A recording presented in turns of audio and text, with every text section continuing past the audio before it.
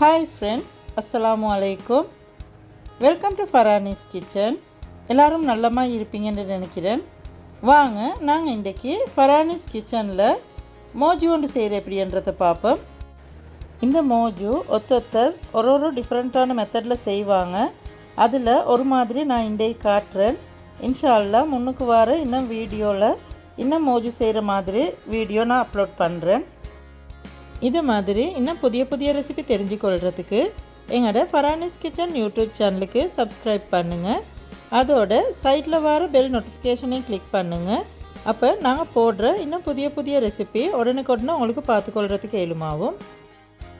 நான் எங்கள்கிட்ட இந்த மோஜுவை செஞ்சு கொள்கிறதுக்கு கத்திரிக்காய் எடுத்துக்கிறேன், சின்ன வெங்காயம், வினாக்கிரி, மஞ்சத்தூள், கொச்சிக்கத்தூள், மிளகுத்தூள், மஸ்டர்ட் பேஸ்ட், டொமேட்டோ சாஸ், சீனி, கட்டர் கொச்சிக்காய், உப்பு, ரம்பர், ஜிஞ்சர், கார்லிக், கருவேப்பட்டை, கராம்பு, ஏலக்காய், கருவேப்பிலை, பச்சை கொச்சிக்காய், நெத்தலி கருவாடு, ஆயில், சின்னதாக வெட்டிக்கொண்ட வெங்காயம்.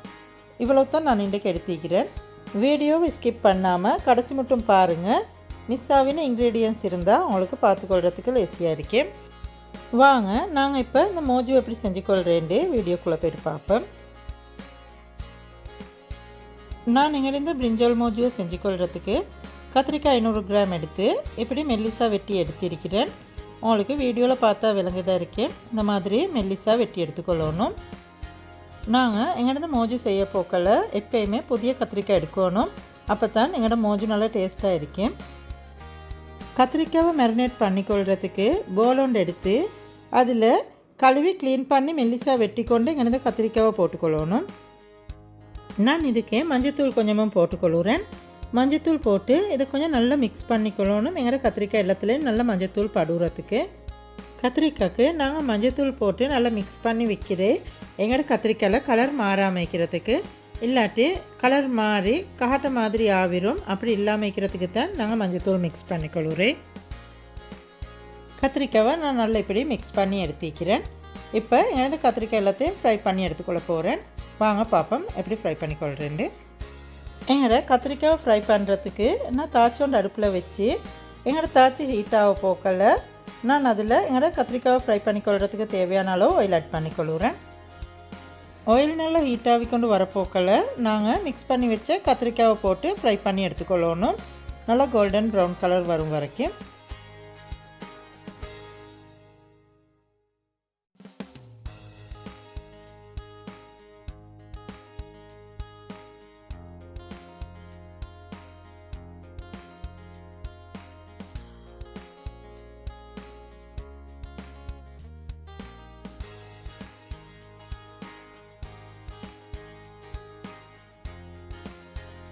கத்திரிக்காய் எல்லாம் நல்லா இப்படி கோல்டன் ப்ரௌன் கலருக்கு ஃப்ரை ஆகிக்கொண்டு வரப்போக்கல நான் எங்கிட்ட இந்த கத்திரிக்காய் எல்லாத்தையும் எடுத்துட்டு மற்ற கத்திரிக்காய் எல்லாத்தையும் போட்டு இந்த மாதிரி கோல்டன் ப்ரௌன் கலருக்கு ஃப்ரை பண்ணி எடுத்துக்கொள்ள போகிறேன்.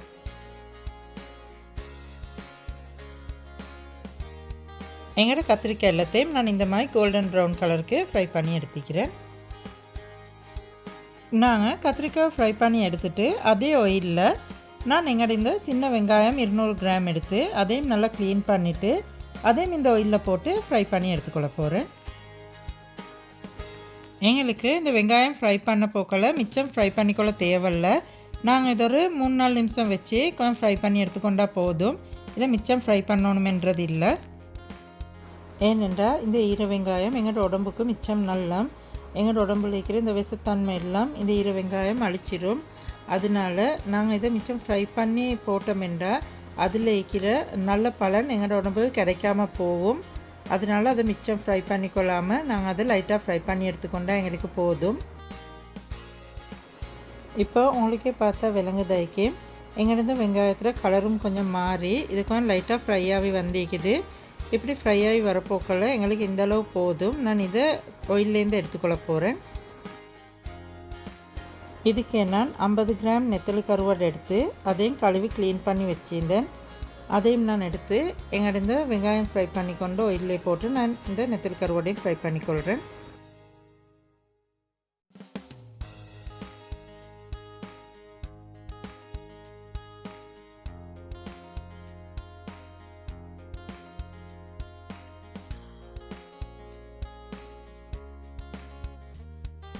எங்களோட நெத்தலி கருவாடையும் நான் இந்த அளவுக்கு இப்படி ஃப்ரை பண்ணி எடுத்துக்கிறேன். நெத்தலி கருவாடையும் ஃப்ரை பண்ணி எடுத்துட்டு அதே ஆயிலில் நான் 3-4 துண்டு ரம்பையும் போட்டு அதையும் ஃப்ரை பண்ணிக்கொள்கிறேன். ரம்பையும் இப்படி ஃப்ரை பண்ணி எடுத்துட்டு இதே ஆயிலில் பச்சை கொச்சிக்காவையும் போட்டு ஃப்ரை பண்ணி எடுத்துக்கொள்ள போகிறேன். நாங்கள் பச்சை கொச்சிக்காவை ஃப்ரை பண்ணுறதுக்கு ஒரு பச்சை கொச்சிக்காவை எடுத்து இப்படி நடுவால் ஹாஃப்க்கு 2க்கு வெட்டிக்கொள்ளணும். வெட்டிட்டு தான் நாங்கள் ஃப்ரை பண்ணி எடுத்துக்கொள்ளணும். எனக்கு ஃப்ரை பண்ணும் போது இதை காட்டுறதுக்கு இயலாமல் போச்சு, என் வீடியோ ஆஃப் ஆகிட்டுது. அதனால நான் ஃப்ரை பண்ணின பச்சை கொச்சி கொண்டு காட்டுறேன்.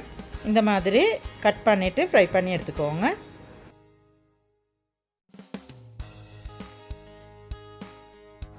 பச்சை கொச்சிக்காவும் எங்களுக்கு மிச்சம் ஃப்ரை ஆக தேவையில்லை, அதுவும் கொஞ்சம் லைட்டாக ஃப்ரை ஆகினா போதும்.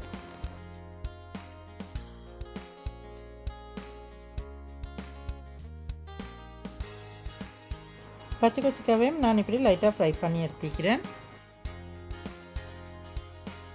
இதே ஆயிலில் நான் கழுவி க்ளீன் பண்ணி கொண்ட கருவேப்பிலை கொஞ்சமாக போட்டு ஃப்ரை பண்ணி எடுத்துக்கொள்ள போகிறேன். கருவேப்பிலையும் இப்படி நல்லா ஃப்ரை பண்ணி எடுத்துகிட்டு வாங்க நாங்கள் இப்போ எங்கள் மோஜு எப்படி செஞ்சு கொள்கிறேன்றதை பார்ப்போம்.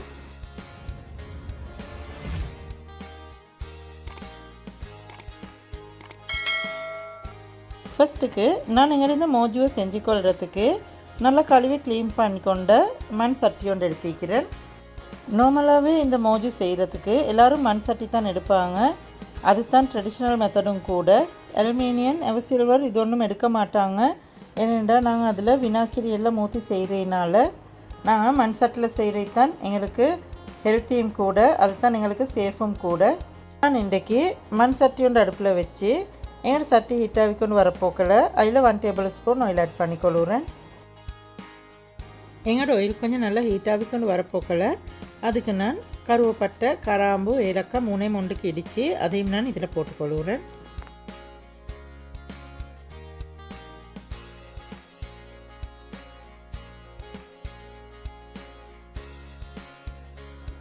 இதுக்கே நான் ஃப்ரை பண்ணிக்கொண்டு கருவேப்பிலையும் போட்டுக்கொள்கிறேன்.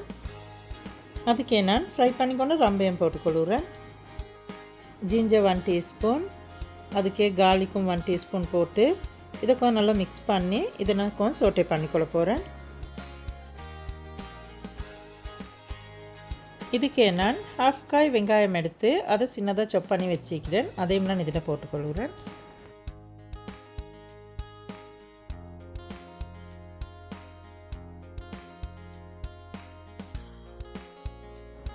மஸ்டர்ட் பேஸ்ட் 1/2 டீஸ்பூனும் போட்டு அதையும் கொஞ்சம் நல்லா மிக்ஸ் பண்ணிக்கொள்ளணும். இதுக்கு நான் இன்னும் கொஞ்சம் ஆயில் ஆட் பண்ணிக்கொள்கிறேன். ஆயில் கொஞ்சமும் ஆட் பண்ணிவிட்டு நான் இதுக்கு 1/2 டீஸ்பூன் கட்டர் கொச்சிக்காவும் ஆட் பண்ணிக்கொள்கிறேன்.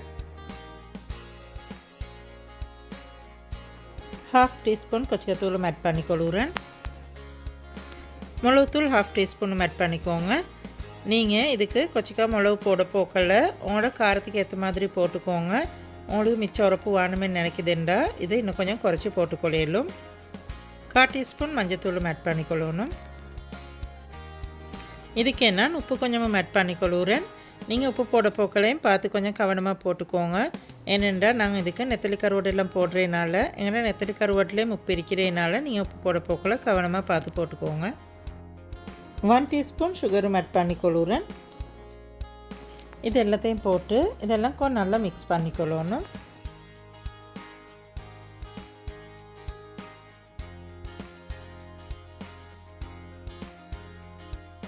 இதெல்லாம் நல்லா இப்படி கொஞ்சம் மிக்ஸ் பண்ணி கொண்டுட்டு நான் இப்போ அடுப்பை ஆஃப் பண்ணிவிட்டு இதுக்கு 1 டேபிள் ஸ்பூன் டொமேட்டோ சோஸும் ஆட் பண்ணிக்கொள்கிறேன்.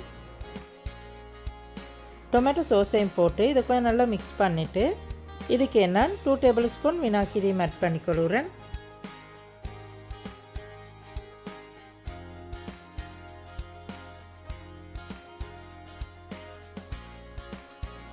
வினாக்கிரியை ஊற்றி இதெல்லாம் கொஞ்சம் நல்லா மிக்ஸ் பண்ணிவிட்டு அடுப்பை ஸ்லோ ஃப்ளேமில் வச்சு நான் இது ஒரு 2-3 நிமிஷம் குக் பண்ணி எடுத்துக்கொள்ள போகிறேன்.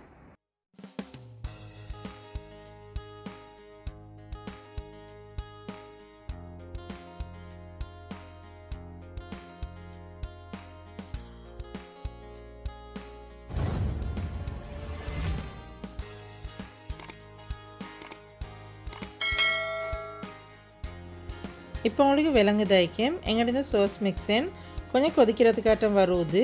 எங்களுக்கு இதை மிச்சம் கொதிக்க வச்சுக்கொள்ள தேவையில்லை. நான் இப்போ அடுப்பை ஆஃப் பண்ணிவிட்டு எங்களோட ஃப்ரை பண்ணி வச்சுக்கொண்ட பச்சை கொச்சிக்காய், சின்ன வெங்காயம் இதெல்லாம் இதில் நான் போட்டுக்கொள்ள போகிறேன். இதுக்கே நான் ஃப்ரை பண்ணிக்கொண்ட நெத்தலி கருவாடு, எங்களோட ஃப்ரை பண்ணிக்கொண்ட கத்திரிக்காய் இது எல்லாத்தையும் நான் இதில் போட்டுக்கொள்ள போகிறேன். எல்லாத்தையும் போட்டுட்டு எங்களோட இந்த சோஸ் மிக்ஸின் கத்திரிக்காய் இது எல்லாத்துலேயும் நல்லா மிக்ஸ் ஆகி வாரத்துக்கு நாங்கள் கொஞ்சம் இதை நல்லா மிக்ஸ் பண்ணி எடுத்துக்கொள்ளணும்.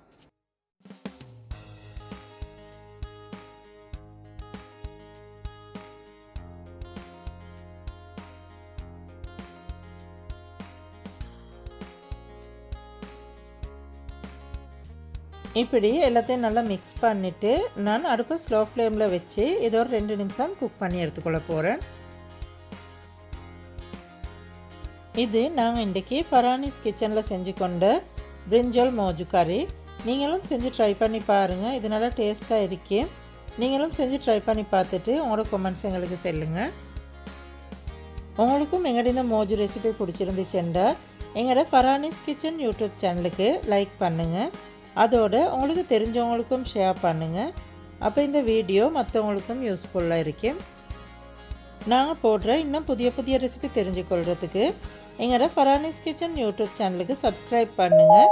அதோட சைடில் வர பெல் நோட்டிஃபிகேஷனை கிளிக் பண்ணுங்கள். அப்போ நாங்கள் போடுற அடுத்தடுத்த புதிய புதிய ரெசிபி உடனுக்குடனே உங்களுக்கு பார்த்துக்கொள்கிறதுக்கு எளிமாகும். உங்களுக்கும் எங்களோட இந்த பிரிஞ்சால் மோஜு பிடிச்சிருக்குமேன்னு நினைக்கிறேன். இதை மாதிரி இன்னும் புதிய புதிய ரெசிபி எடுத்துன்னு வரும் வரைக்கும் see you next video and thanks for watching.